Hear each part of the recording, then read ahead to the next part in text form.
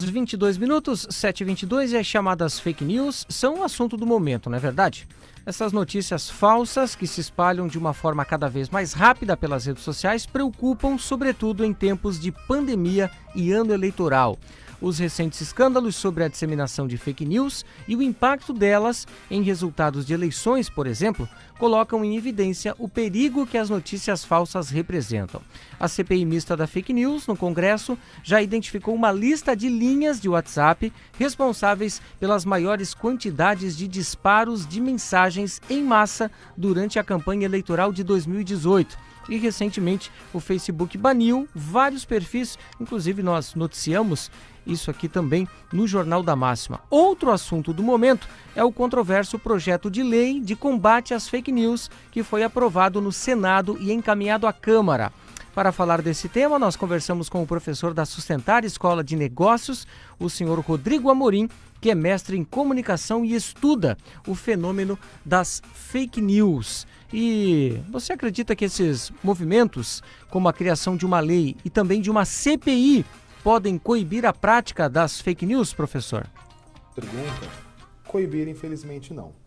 Mas vão transformar as bolhas de ódio e desinformação da internet em algo normatizado, tipificado na lei. E isso é muito importante. Quando o debate público, quando o debate democrático, ele pode ser comprado pendendo mais para a esquerda, para o centro ou para a direita, através da falsa sensação de maioria que as contas automatizadas e os disparos em massa sugerem, então nós temos um problema sério para lidar. Então, coibir, infelizmente, não. Mas as pessoas, então, ao menos poderão pensar duas vezes porque estarão incorrendo em crime. E sobre a CPMI e a questão da lei das fake news, ainda falta muito para avançar. É preciso ainda envolver a sociedade civil e, principalmente, especialistas. Que se faz necessário uma lei sobre as fake news, ninguém tem dúvida. Mas ela não pode beirar a censura. Ok, e também pergunto o seguinte, né? Como não cair na armadilha de compartilhar fake news e de repente ser responsabilizado por isso, professor? Gatilhos que nos ativam medo, ódio, pânico, indignação e também curiosidade. E é muito difícil resistir a esses gatilhos. Então, o principal remédio, o principal antídoto contra as fake news é o tempo, a calma e a precaução. Na dúvida, não compartilhe. Existem algumas regras de ouro. Quando você recebe apenas uma mensagem com uma imagem montada, com fatos que você não consegue logo de cara checar, respira, vai até a internet. Vai lá no Google ou no seu buscador preferido e pegue o título daquela mensagem e procure. Se não aponta para lugar nenhum, se nenhum veículo, seja independente ou da grande mídia, tem qualquer tipo de cobertura sobre aquele tema, fake news. É muito difícil que na era da informação, algum veículo ou somente um determinado grupo, sobretudo o grupo da família, tenha aquele furo de reportagem. Uma outra coisa é verificar a data. Nem sempre uma fake news, de fato, é uma notícia inventada. Ela simplesmente não aconteceu agora. E quando ela é tirada do seu contexto, ela provoca então uma grande onda de desinformação. Verifique também qual é a fonte. Alguém assina aquela notícia? Se você seguir essas 3 regras, garanto que fica mais difícil que você seja pego e, principalmente, dissemine fake news. Tenha paciência, tenha atenção e tenha responsabilidade. Ok, tá aí, né? Você ouviu o professor Rodrigo Amorim, que é um dos convidados de um painel online que vai reunir um grande time, né, de especialistas para debater sobre fake news em tempos de pandemia e também em ano eleitoral. O painel contará ainda com outros convidados. Esse painel é promovido pelos Núcleos de Comunicação e de Advogados da Ajurpem, em parceria com a Sustentar Escola de Negócios. Será no próximo dia 6 de agosto, portanto depois de amanhã, aliás, amanhã, né? Às 7 horas da noite. Mais informações pelo site www.ajurpem.com.br/agenda. Arivan Provinal, esse é um assunto que não sai de moda e é muito importante, inclusive, nós debatermos mais uma vez aqui no Jornal da Máxima. E não vai sair de moda nunca, Fernando. O pior de tudo isso é que tem pessoas que dizem que não, tem que deixar a liberdade.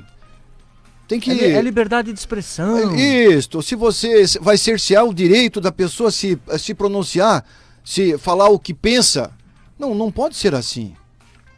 Até porque o pior de tudo isso é que não tem uma legislação para punir com rigor aquele que coloca uma notícia que não é verídica, denegrindo a imagem de uma outra pessoa. Esse tempo eu estava ouvindo um debate numa grande emissora de rádio aqui do Brasil, e o apresentador dizia, não, mas isso aí é cercear o meu direito de opinião.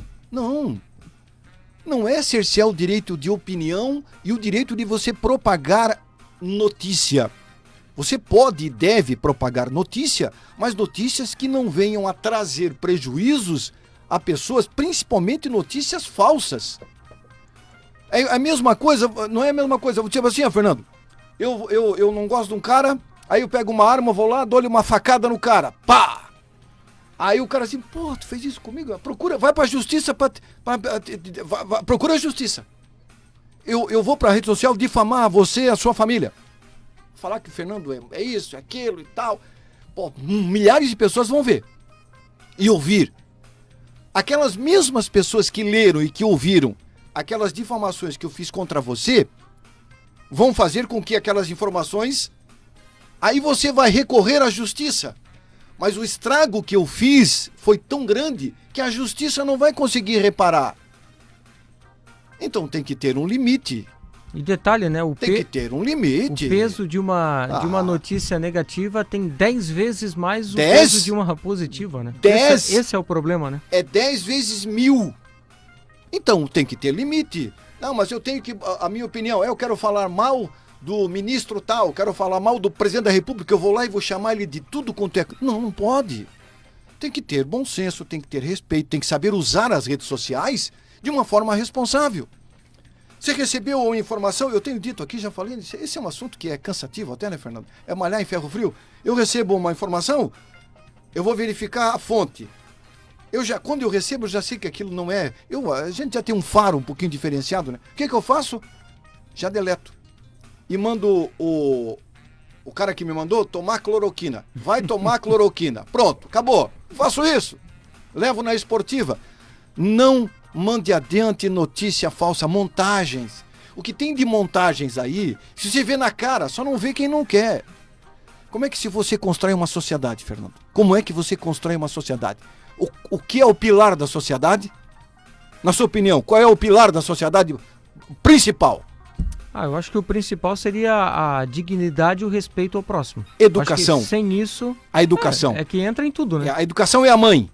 Dali, flui. O povo que não tem educação adequada, não são todos, mas uma grande parcela, acaba gerando todo esse pandemônio que vive o planeta. E o respeito hoje. Vem do quê? Vem da educação. A educação é a formação do caráter. Eu não vou difamar ninguém, eu não vou divulgar fake news. Para quê? Para criar mais pandemônio do que já está vivendo o país. O pior disso, Fernando, é que nós estamos pagando sites divulgando fake news no Brasil. A Petrobras e o Banco do Brasil gastou mais de 30 milhões de reais bancando sites disparando notícias falsas. Sites de políticos que estão no governo contra políticos da oposição e vice-versa. Aí políticos da oposição disparam, é um tal de... igual a guerra lá na Palestina, de um lado Israel, do outro lado os palestinos. Um joga foguete no outro. Vai dar certo isso? Difícil.